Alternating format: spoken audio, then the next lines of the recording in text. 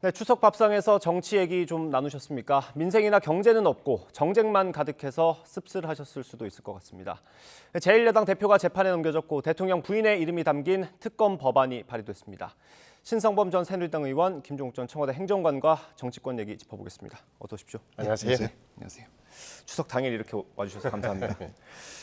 이재명 대표가 연휴 전에 기소가 됐습니다. 이게 처음에는 사실 소환 통보한 것 자체가 좀 많이 얘기가 나왔었는데 지금은 기소한 걸로도 사실 정치 탄압이다 이런 주장을 많이 하는 것 같아요. 예, 일단 여하간 추석 명절을 앞두고 북한도 말썽인데 정치도 말썽이어서 국민들이 상당히 힘들어하실 것 같긴 한데요. 민주당 입장은 그런 거죠. 지금 검찰이 기소하고 있는 내용들이 좀 과도한 기소가 아니냐라고 비판을 하는 측면들이 있고요. 왜냐하면 이미 세 가지 건 중에서 두 건 같은 경우는 서면으로 조사에 응했고 한 가지 마지막 부분 같은 경우는 전당대회 막판에 서면 조사 요구가 들어왔기 때문에 할 수 없는 상황이었는데 그 이후에 다시 서면 조사가 아닌 출석 요구를 하고 출석 요구도 당대표가 된 지 4일 만에 그다음에 또 이재명 당대표가 국회의원임에도 불구하고 정규계 첫날에 출석 요구를 했고 또 출석 요구 시점이 연휴 3일 전. 그러니까 이 여러 가지 내용들을 보게 되면 검찰이 소위 객관적인 증거라기보다는 정치적 판단을 한 게 아니냐라고 하는 것이 야당의 입장인 것 같아요. 검찰에 그렇지 않다고 얘기할지 모르겠습니다만 여러 가지 정황은 소위 야당 당대표를 이렇게 전례 없이 출석 요구를 하고 추석 명절 며칠 전에 기소한 사례가 있었는가라고 하는 측면에서 앞으로 검찰의 증거를 통한 입증 책임이 분명히 있다. 만약 입증하지 못할 경우에는 검찰 스스로가 계속 과거에 많은 국민들이 우려했었던 정치 검찰이라고 하는 혐의에서 벗어나기 어려운 측면이 있다 이렇게 생각을 합니다. 의원님. 김 교수님 말씀에서 이제 야당 입장에서 이렇게 볼 수 있겠지만 상식적으로 본다면 어떻게 보면 넘어간 게 기소된 혐의가 뭐죠? 그러니까 공직선거법상의 허위 사실 공표, 흔한 쉽게 얘기하면 거짓말했다. 이재명 대표가 그 거짓말했다. 어떤 부분이 두 가지잖아요. 하나는 백현동 개발 거래. 백현동이라는 게 옹벽 아파트로 유명한 건데 거기에 대해서 저게 자연녹지에서 준주거지로 저 땅 용도 변경이 4단계로 올라갔어요. 급하게. 왜 저래 됐을까 하는 대목에 대해서 이제 많은 사람들이 궁금해했던 건데 왜 용도 변경을 성남시가 해줬느냐. 이게 2015년 7년 전에 성남시장 시절 이야기예요. 그러니까 왜 해줬냐. 그러니까 이재명 대표의 당시 답변이 국감에서 보면은 국토교통부가 협박을 해서 성남시가 할 수 없이 해줬다고 하는 이 거짓말이라는 거예요. 왜 그러냐면은 결국 협박도 없었다는 거고 또 하나는 오히려 이재명 당시 지사의 그러니까 시장 선거 시절에 선대본부장 했던 사람이 시행사의 간부로 가자마자 용도 변경이 완전히 급스피디하게 일사천리로 진행됐다는 이 부분이 하나 있는 거고 두 번째는 대장동 건인데요. 대장동에 김문기 도시개발처장을 부하 직원에서 모른다고 또 국감에 다 답변해요. 모른다, 잘 모른다.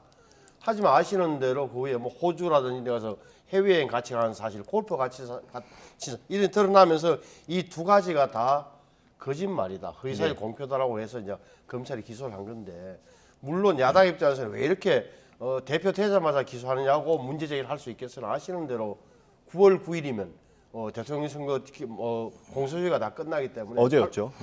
할 수밖에 없었다는 점. 그리고 이재명 대표가 되기 전에 바로 출마하고 또 경선하고 국회의원 선거하고 대표 경선에 나갔으니까 검찰 입장에서는 아마 조사를 그때 못했던 거 아닌가. 제가 보기에는 법적 절차다. 물론 이 경중 문제에 대해서는 결국 법원에서 판단을 하는 단계 아니겠느냐. 그 이재명 대표가 2년 전에도 같은 혐의로 기소가 돼서 재판을 굉장히 오래 받지 않았습니까? 당시 TV로 토론회에서 있었던 발언이 문제였는데 그 화면을 저희가 준비했습니다. 함께 들어보겠습니다. 형님을 정신병원에 입원시키려고 하셨죠? 저는 그런 일 없습니다. 왜 없습니까? 짧죠. 이 발언으로 대법원까지 가서 굉장히 오랜 시간 재판을 받았는데 어떻습니까? 이번 그 재판 과정에서도 이 이전 판례가 좀 이재명 대표에게는 좀 어떻게 긍정적으로 작용을 할까요? 그러니까 예를 들면 이 부분과 관련해서는 아마 다툼의 여지가 상당히 강한 것 같아요. 그러니까 2020년도 마지막 재판에서는 3건 다 모두 무죄를 받았던 측면들이 있는데 그때 같은 경우는 TV 토론에서 돌발적으로 그것들을 제기했기 때문에 고의성, 의도성이 없다라는 측면인데 이번 같은 경우는 국정감사장 또는 TV 언론 인터뷰 과정에서 얘기했기 때문에 사전에 준비했는지 안 했는지에 대한 이 여부 문제인데요. 이건 제가부터 그 검찰이 그 증거를 확보를 해야 됩니다. 확보를 하지 않으면 아무 의미가 없는 거라는 생각이 드는 것이고요. 지금도 좀 얘기가 나오는 게 뭐냐면 이재명 후보 같은 경우는 뭐 서면 답변을 짧게 했다 이런 얘기가 나오긴 하는데 계속 제기했던 내용들이 있어요. 이 문제 관련해서 뭐 예를 들면 김문기 씨를 아느냐 모르냐 문제와 관련해서 산하기관에 4,000명 정도가 넘는 직원들이 있는데 그걸 어떻게 일일이 다 알 수 있겠느냐. 본인이 그 이전에 잘 인지하지 못했는데 추후에 사건이 난 다음에야 그 사람이구나라고 인지했다라고 하는 기억의 영역이 분명히 있습니다. 그러면 이 기억의 영역들이 본인은 알고 있는데 속였다라고 하는 부분들을 입증하는 책임은 검찰에게 있는 측면이 하나 있는 거죠. 또 하나는 협박 문제인데요. 이재명 후보 측, 이재명 당대표 측은 계속 얘기했어요. 국토부가 성남시 공무원들에 대해서 이 문제를 제기했을 때 그 성남시 공무원들이 소위 이 직무유기 혐의로 문제 삼겠다라고 위협한다는 보고를 받았다. 본인이 보고를 받았다는 내용이 있는 거죠. 그러니까 이 사실을 입증하게 됐을 때 여기에 반론의 측면으로 검찰이 입증하는 책임이 분명히 있는데 저는 증거가 있는 점인지 정확히 모르겠습니다. 뭐 압수수색까지 했으니까 증거를 가지고 올 수 있겠습니다만 공직선거법 제250조에 따르면 상대방을 낙선시킬 목적으로 허위사실을 공포한 거랑 내가 당선을 하려고 허위사실을 공포한 거랑을 따져봤을 때 내가 당선되려고 허위사실을 공포한다는 내용들은 요건이 되게 어려워요. 그러니까 여건이 상당히 한정돼 있습니다. 전 그래서 제가 볼 때는 과거 선례와 유사하게 갈 가능성이 되게 높다. 핵심은 하나다. 소위 고의적으로 미리 준비해서 얘기했다라는 것들을 검찰이 입증해야 되는데 그것이 입증이 가능하겠는가? 뭐 제가 지켜봐야죠. 법원에서 어떤 판단을 할지. 근데 2년 전에 접근이 왜 중요하냐면 사실 잘 생각해 보십시오. 벌써 오래된 것 같은데 2년밖에 안 됐어요. 2년 전에 7월 달에 이재명 당시 경기지사가 대법원에서 무죄를 확정 판결 받는 순간 대선 후보로 완전히 뜬 거예요. 야, 다 죽었다던 완전히 법률적으로 끝날 것 같다던 이재명이 살았네라는 저 분위기 때문에 그럼 어떤 일이죠? 그럼 2년 전에 그 2년 전 2018년도에 경기지사 선거에서 김영환 후보가 문제 제기했어요. 친형을 강제입을 시켰잖아요. 아니다라는 말 한마디 때문에. 근데 사실이 아닌데 왜 저렇게 됐느냐? 대법원에서 판결이 말이죠. 7대5가 나와요. 7대5. 대법관 13명 이제 한 분 빠지고 12분이 투표를 해서 결국 이제 의견을 정한 거예요. 7대5예요. 7이 다수였고 다수 의견을 주도한 게 누구였죠? 권순일 당시 대법관이에요. 어떤 논리였죠? TV 토론 같은 데 나와서 이렇게 적극적으로 거짓말 안 했다.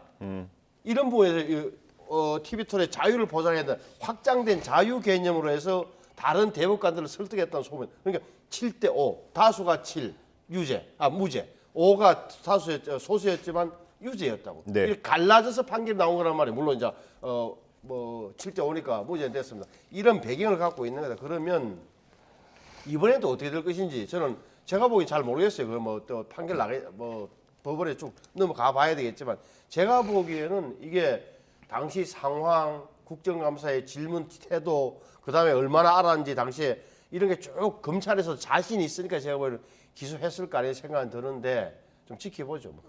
뭐 이번에 기소된 것과 연결되는 또 혐의들이 있지 않습니까? 이재명 대표 같은 경우는 그 다음에 검찰 수사 그리고 재판까지 좀 지켜보면 될 것 같고요. 민주당이 이제 소환 통보가 온 다음에 특검 법안을 냈습니다. 김건희 여사에 대한 건데 이게 특검 법안을 자세히 보면 수사관 규모가 100여 명, 이게 최순실 국정농단 사태 때랑 맞먹는 규모라고 하더라고요. 네, 그렇습니다. 그래서 제가 볼 때는 이게 법률적 요건으로는 가능한데 현실적으로 가능하지 않을 거라는 생각이 많이 들어요. 말씀하신 것처럼 특검법 같은 경우는 여야가 관행적으로 합의를 했는데요.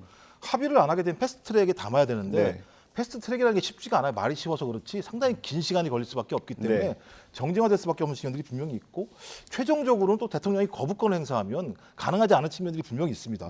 그럼에도 불구하고 민주당이 제기하는 건 저는 검찰의 불공정한 수사 균형성, 불균형성에 얘기를 하는 거라는 생각이 들어요.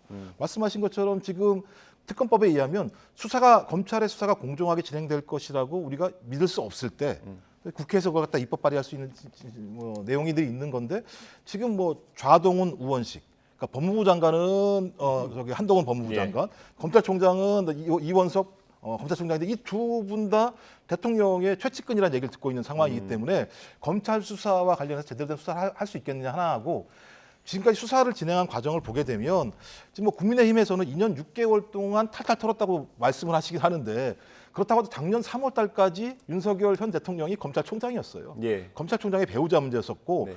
7월 달부터는 야당의 유력한 대선 후보였습니다. 예. 진짜 탈탈 털 수 있는 상황이 아니었다라는 측면하고 예. 2년 6개월 동안 검찰이 소환을 안 했는지 아니면 소환을 했는데도 김건희 여사가 안 나왔는지 모르겠어요. 좀 예. 그렇다면 저도 이 중대한 사건에 대해서 계속 연일 도이치모터스 주가 조작 문제와 관련해서는 계속 연일 새로운 보도들, 의혹들이 나오고 있는 상황인데 2년 6개월 동안 소환 조사를 한 번도 안 했거나 소환에 응하지 않았다고 얘기한다면 이 수사가 제대로 진행됐다고 국민들이 믿을 수 있을까요? 좀 그런 측면에서 이것이 실행이 될지 안 될지 모르겠습니다만 검찰이 불공정하게 수사를 진행하고 있고 이 불공정한 수사들을 바꿀 수 있는 방법이라고 얘기하는 건 특검법 같은 것들을 발의를 통해서 검찰 압박할 수밖에 없다라는 얘기 하나 하고 예. 또한 이런 내용을 통해서 국민들한테 추석 때 좀 여론을 환기시키려고 하는 측면이 분명히 있는 것 같습니다. 좀 그래서 좀 검찰이 수사를 좀 확실하게 했으면 좋겠어요. 예. 이재명 당대표 수사만큼. 예. 저도 오시는 분들마다 이걸 꼭 여쭤봐요. 그 주가 조작 사건은 왜 결론이 안 나는 걸까요? 라고 여쭤보는데 의원님 생각 어떠세요? 이게 일반인의 상식과 좀 다른 측면이 분명히 있다는 사실을 좀 아셔야 돼요. 왜냐하면은 주가 조작에는 동원된 이른바 도이치모터스 주가 조작 사건을 유심히 보시면은 한번 확인해 보세요.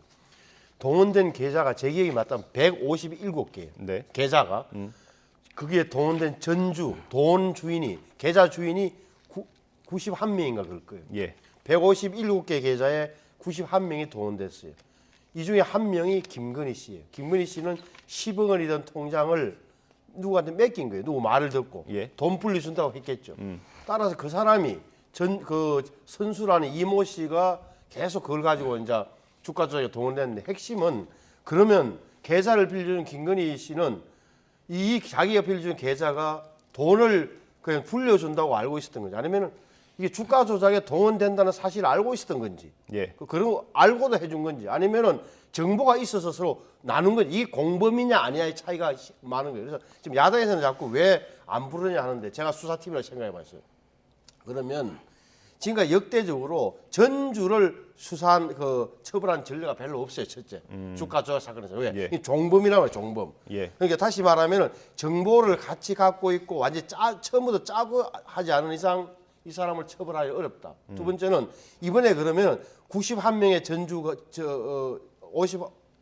전주를 다 조사하고 김건희 씨만 안 했느냐? 전주를 조사를 저는 안 한 거예요. 예. 왜냐하면 이게 먼저 구속된 5명이 김건희하고 공모했다는 내용을 전혀 이야기를 하지 않았거나 예. 거기서 새로운 증거가 안 나오기 때문에 검찰 입장에서는 아무리 위에서 검사장이나 검찰총장이나 법무부 장관이 왜 조사 안 부려 하더라도 불러서 물을 게 있어야 되잖아요. 네. 추궁할 게. 근데 추궁할 거리도 없는데 불렀다가 오히려 면죄부 주고 끝난다. 이렇게 되면 못 부르는 거란 말이에요. 저는 현실적으로 그런 문제가 있을 거로 보는 편이에요. 예. 그럼에도 불구하고 분명하게 야 뭐 이상한 거 아니야 생각은 하고 있는 건데 제가 보기에는 그게 현실적으로 제가 아는 법률 상식상으로 보면 좀 맞을 거다라고 봐요. 그러니까 예. 그 전에 그때 왜 지금 그 수사 라인을 좀 보시면 서울중앙지검장 물론 앞에 검찰총장 있고 예. 그다음에 또 뭐 그 부장들 그 위에 차장들 수사 라인을 보면 당시에 윤석열 전 총장 내지는 윤석열 총장을 봐줘야 될 이유가 전혀 없는 사람들로 구성돼. 검찰은 허리 오해하기 쉬운데 완전히 그 전직들을 잘 안 봐줘요 이렇게 되면.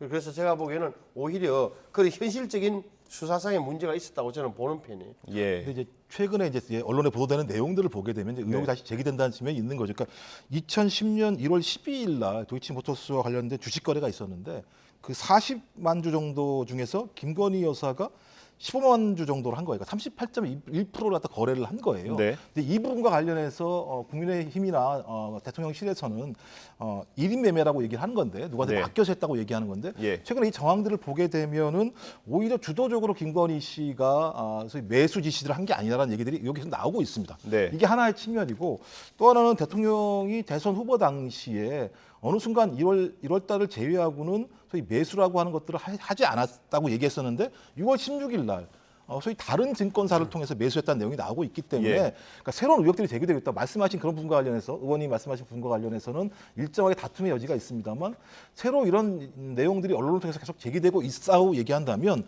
이 부분과 관련해서 진짜 물어야 되지 않겠습니까? 김건희 여사한테 뭐 대통령이야 물을 수 있는 위치에 있지 않지만 김건희 여사야 사인이기 때문에 이 부분과 관련해서 뭐 문서건 뭐건 상관없이 서면이건 조사를 통해서 매듭이 젖어야 앞으로도 국민들이 이 문제는 끝났어라고 생각하실 건데 이 부분이 계속 가게 되면 여전히 김건희 여사 리스크라고 하는 부분들이 국정 운영에 발목을 잡을 수밖에 없는 측면이 분명히 있어서 저는 이게 빨리 매듭 지으시는 것이 대통령 입장에서도 좀 좋지 않을까 생각을 합니다. 그래 맞아 매듭은 지어져야 돼요. 그러니까 검찰이 이게 아직도 뭐 결론을 안 내고 있는 것들하고 그러니까 뭔가 좀 뭐랄까 뭐가 이런 식으로 하면 안 되는 거예요. 빨리 검찰도 그러면 자 이건 무혐의다 아니면 뭐 혐의는 있는데 뭐 법률적으로 처벌할 수 없다든지 이런 식으로 결론을 좀 내주는 게 맞다는 말씀을 저도 함께 드리는 거고 또 하나는 그렇다고 해서 이걸 지금 야당에서 하는 것처럼 특별검사를 가져간다. 이거는 좀 오버하는 거 제가 보기엔 너무 지나친 거다. 특히나 특별검사의 규모를 아시는 분들 앞에 봤습니다만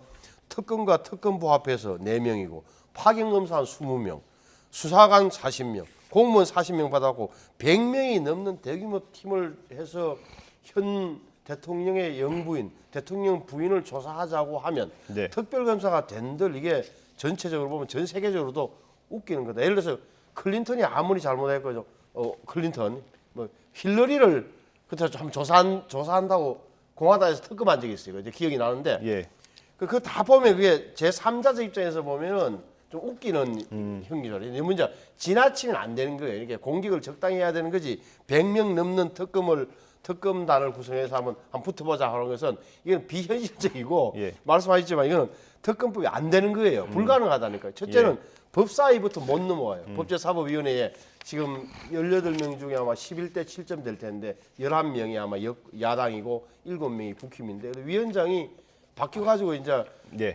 김도우 의원이 김도우 의원이잖아요. 그러면 김도우 의원이 사회를 보겠냐고요. 안 본다고 해서 그러면 자 패스트트랙으로 가자. 패스트트랙 전체 의원의 5분의 3, 180명이 동의를 해야 이게 패스트트랙으로 넘어가는데 지금 민주당 의원 또 플러스 무속 치고 정의당 6명까지 동의를 해주겠어요. 당장 실례전에 조정은 의원부터 안 해주겠다는데 이 비현실적인데 이렇게 하는 것은 조금 뭐 정치적인 공격의 성격이 저는 강하다고 봅니다. 정치적인 성격이 강하다. 그럼 어떤 성과는 좀 있었습니까? 정치적인 성과가 있었을까요? 성과가 있겠습니까? 국민만 피곤했다는 생각이 드는 것이고 말씀하신 것처럼 그 민주당이 얘기하는 특검 같은 경우도 상당히 정치적인 공세일 가능성이 높다라는 느낌이 들긴 하는데 문제는 국민의힘도 제가 볼 때 과도해요. 권성동 원내대표가 무슨 말씀하셨냐면 쌍방울 문제와 이재명 당대표 문제와 관련해서 무슨 뭐 범죄 스릴러라고 말씀하셨어요. 그러면서 그 근거를 뭐로 말씀하셨냐면 쌍방울이 발행한 100억 원 규모의 전환사채를 페이퍼 컴퍼니 2곳에서 사들였는데 그중에 한 곳의 사회이사가 이모 변호사란 분인데 이 변호사란 분이 이재명 대표 선거법 위반에 변론을 맡았다. 이렇게 얘기하시면서 관계가 있는 거 아니냐 이렇게 말씀하세요. 그렇게 따지면 도이치모터스 주가 조작 사건과 관련해서 도이치모터스의 이사를 누가 하셨냐? 김건희 여사가 이사를 하셨어요. 그럼 이것도 그럼 범죄 스릴러인가요? 또 하나 이재명 대표가 경기도지사 시절에 아태평화교류협회 단체랑 대북 교류 행사를 했다. 그러니까 이러니까 뭔가 좀 문제가 있는 거 아니냐고 말씀하셨는데 그렇게로 따지면 코바나 컨텐츠 전시를 후원한 업체가 12억 규모의 시공을 진행을 했어요. 그럼 이것도 범죄 스릴러인가요? 그러니까 여야가 너무 격하게 상대방을 공격하다 보니까 자기 논리에 자기가 빠져드는 상황이 벌어져요. 이 논리대로라면 권성동 원내대표의 말씀대로라면 쌍특검 해야 돼요. 이재명 당대표에 대해서 또 특검해야 되는 거고 김건희 여사에 대해서 특검해야 되는 거예요. 근데 특검이라고 하는 것이 얼마나 예를 들면 큰 정쟁을 유발하고 국민의 피곤함을 주겠습니까? 저는 그래서 검찰이 좀 수사를 균형 있게 하시면 이런 일이 발생하지 않을 거다. 그래서 좀 추석 이후에 검찰이 좀 수사를 좀 열심히 하시라 이런 좀 주문을 드리고 싶습니다. 그 특검이 뭐 어렵게 국회를 통과한다고 해도 말씀을 해주신 것처럼 대통령이 거부권이 있지 않습니까? 이게 특검이라는 것 자체가 법안이기 때문에 대통령이 거부하면 할 수가 없는 건데 윤석열 대통령이 얼마 전에 출근길 회견에서 기자들 질문에 답한 게 있습니다. 제가 준비했습니다. 함께 들어보겠습니다. 뭐 별 입장 없습니다. 지금 제가 뭐 제 문제나 이런 걸 가지고 신경 쓸 그럴 상황은 아닌 것 같고 나중에 뭐 적절하게 하겠습니다. 어떻게 뭐 대통령이 한번 털고 가자 이렇게 할 수는 없겠죠. 불가능하죠. 이 문제가 뭘 있어야 이 내용이 있을 때 그것을 정치적으로 해결하는 하나의 어떻게 보면 과정으로서 특검이 가능할 수 있다고 판단했죠. 이것은 제가 보기에는 이 정도 사안은 특검으로 갈 수 없는 내용이라는 걸 여도 알고 야도 알고 야당도 알고 여당도 알고 이재명 대표도 알고 윤석열 대통령도 아는 그런 상황이니까 불가능하다고 보고 다만 이 점에 앞으로 유심히 봐야 될 대목이 이재명 대표 쪽에서도 아셔야 될 게 이게 공안부 거 이게 선거법 위반 사건은 좀 작은 거예요. 어떻게 보면 좀 가장 지금 이재명 대표를 둘러싸는 이른바 사법 리스크 가운데 농도가 강도가 가장 약한 거라는 점을 좀 분명히 아셔야 돼요. 네. 여기서부터 정면 승부를 걸기 시작하면 나중에 복잡해질 수 있다. 아시는 대로 벌써 쌍방울이라는 회사 이름이 나오고 있잖아요. 그러니까 예. 이화영 전 의원, 뭐 법인카드 사용, 쌍방울과 또한 그 연결돼 있는 게 결국은 이제 뭐 이재명 당시 지사의 시장의 변호사비 대납 의혹에 또 그 회사 이름으로 나오고 그러니까 어떻게 보면 이게 쌍방울의 이름과 함께 조준이 된달까 이재명 대표 쪽으로 측근들까지 모아서 0점이 조준되는 듯한 사격 용어로 0점이 정렬된 이런 이미지를 준단 말이에요. 이 인상을. 네. 그래서 여기에 대해서 특별하게 좀 오히려 이런 문제에 대해서 관심을 더 기울이셔야 되지. 저 문제 가지고 뭐 선거법 위반 사건 갖고 전면적으로 완전한 붙자라고 하는 것은 좀 너무 과한 저는 행동이라고 봐요. 예. 여야가 정쟁을 계속하고 있습니다. 아마도 추석이 다가오면서 더 심해졌던 것 같은데 민심을 어떻게 보고 있는지 저희가 그래픽을 좀 준비했습니다. 지지율 그래픽 준비되면 좀 띄워주시겠습니까? 이게 뭐 여론조사 기관마다 조금씩 다르긴 합니다. 지금 보시는 건 리얼미터가 조사한 거죠. 민주당이 46.4%, 국민의힘이 37.3%입니다. 다음 거 볼까요? 네, RN서치 여론조사고 민주당이 35.4%, 국민의힘이 36.3%입니다. 이게 기관마다 달라서 해석을 어떻게 해야 될지 잘 가늠이 안 됩니다. 행정관님. 그러니까 뭐 제가 볼 때는 겉으로는 다 대통령도 민생 문제 외에는 고민 안 한다고 말씀하시고 이재명 당대표 같은 경우도 민생 문제 우선한다고 말씀을 하시고 있는데 실제로 수족들이 움직이는 모습을 보게 되면 민생 문제보다는 정치적 문제에 천착하는 측면들이 분명히 있습니다. 예. 그런데 다 아시겠습니다만 고물가, 고환율, 그다음에 고금리라는 상황 자체, 그다음에 1,400원 환율이라는 상황을 저희가 만약에 이 피부를 잘 못 느낄 수는 있는데 네. 이게 중대한 경제적 위기로 올 수 있는 가능성이 되게 높거든요. 그런데 정치권에서 이런 문제에 대해서 아무런 해법들을 못 내고 있는 상황이에요. 그러니까 대통령의 국정 지지율 같은 경우도 계속 답보 상태에 빠져 있는 네. 것이고, 그다음에 뭐 국민의힘의 지지율, 정당 지지율도 또 많이 빠져 있는 상황인 거고, 또 그렇다고 거기에 대한 어떤 반대급부로서 소위 민주당의 지지율이 확 올라가는 것도 아닌 상황인 거죠. 네. 그다음에 전반적으로 정치에 대한 불신이 늘어나고 있다. 그랬을 때 정치에 대한 불신이 늘어나고 그 정당에 대한 신뢰가 떨어진다라고 얘기하는 건 아무리 발언을 한다고 하더라도 그 발언에서 신뢰하지 않는다는 거거든요. 네. 그러니까 저는 지금같이 국민의힘이든 민주당이든 가장 큰 문제가 뭐였습니까? 민심과 무관한 당심의 문제였던 측면이 예. 크지 않습니까? 전 그렇다면 지금 정신 차려야 된다. 적어도 민심을 따라가야 된다, 당심이. 예. 그래서 했던 그런 터닝 포인트를 하는 정당이 저는 오히려 앞으로는 국민들에게 신뢰받을 수밖에 없다는 생각이 들기 때문에 당장 이 싸움이 훨씬 쉬울 수도 있겠죠. 그리고 자기 지지층들을 확 모을 수도 있겠죠. 하지만 그건 순간이다. 예. 적어도 앞으로 긴 싸움을 하시려면 당심을 민심으로 이끌어 나가는 리더십이 필요하다고 생각을 합니다. 의원님 한 1분 정도 정리할 시간 있을 것 그러니까 같습니다. 이 보이죠. 큰 구도에서 보면 우리가 대통령 선거를 한 게 얼마 전이잖아요. 6개월 전인데 6개월 전에 붙었던 두 분이 한 분은 대통령, 한 분은 제1야당의 대표로서 굉장히 의석을 갖고 있고 전열을 정비하여 대항한다. 그 사법 리스크가 있다. 사법 리스크에 대해서는 많은 국민들은 이렇게 생각할 거예요. 또 아니 협치한다 그러지만 또 뭐 잡아넣는단 말이야 이런 식. 하지만 이것은 제가 보기에 정치적 협치와 사법적인 절차는 또 별도로 가는 게 맞다. 여기에 대해서 너무 과도한 긴장감을 야당에서도 불어넣는 것은 현실적으로 불가능하다. 예를 들어 대통령이 그러면 검찰총장한테 야 이재명 대표에 대한 수사를 그만두세요. 전국을 위해서 이렇게 할 수 있겠습니까? 우리나라는 그런 수준을 넘어서는 거잖아요. 예. 그 맡겨놓을 수밖에 없다. 거기에 대한 판단을 국민들이 할 거다. 증거도 없는데 어거지로 하는 건지 적법 절차를 안 지키는 건지 이건 국민들과 언론이 판단하는 영역으로 맡겨달라는 게 이야기하고 그럼 야당 입장에서는 제가 보기에는 오히려 앞으로 쭉 미래로 가는 게 훨씬 더 여당을 예. 대통령을 압박하는 수단이 될 거예요. 제가 보기에는 그렇게 되면 오히려 정부 여당은 뭐 하는 거냐? 너희들 계속 이준석이하고 싸우기만 할 거냐? 장관들은 뭐 하는 거냐? 대통령은 뭐 하는 거냐? 이렇게 오히려 민심이 돌아설 공산이 많다라고 보기 때문에 차라리 제가 보기에는 야당에서 당분간은 뭐 그 마음이 급해서 이렇게 나오겠지만 장기적으로 보면은 오히려 민생과 미래로 가는 게 훨씬 더 대여 투쟁에 저는 그게 가장 올바른 노선이라고 저는 봐요. 예, 정치권에서 없었던 민생 얘기로 오늘 저희가 대담을 마무리하도록 하겠습니다. 네, 신상범 전 새누리당 의원, 김종욱 전 청와대 행정관과 함께했습니다. 두 분 말씀 감사합니다. 맞습니다.